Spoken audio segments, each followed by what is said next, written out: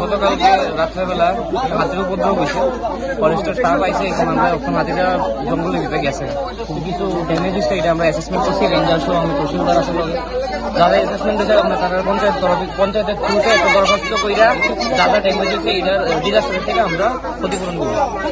কোন জায়গাটা? এটা হচ্ছে উত্তর কৃষ্ণপুর।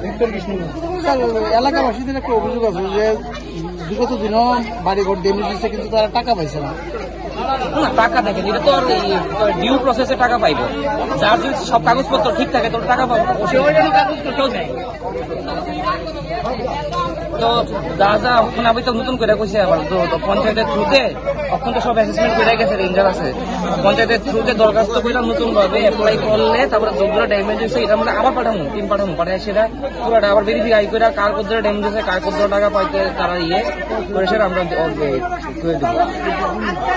আর এটা তো বেনিফিশিয়ারি অ্যাকাউন্টে ডাইরেক্ট এখন স্যার প্রায় 6 ঘন্টার মতো রোড ব্লক আমরা চেষ্টা করতেছি, আমরা তো যা যা করতে লাগে সব তো করতেছি, গিয়া আমরা দেখতে আইছি ঘর বাড়ি প্লাস রেঞ্জারটা ডাকাইছি, ফরেস্টের স্টাফ আইছে, মানে আমি কইছি সন্ধ্যার সময় টিম বাড়াই দিত, রেঞ্জারের আমি কইছি পার্সোনালি রেঞ্জার আইব সন্ধ্যার সময় আবার আইসা এনে দেখা যাবো আবার।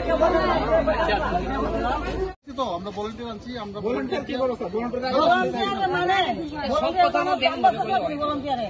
আমরা সব আমরা সরানোর ব্যবস্থা বা লিখিতভাবে দিয়ে যান, সরানোর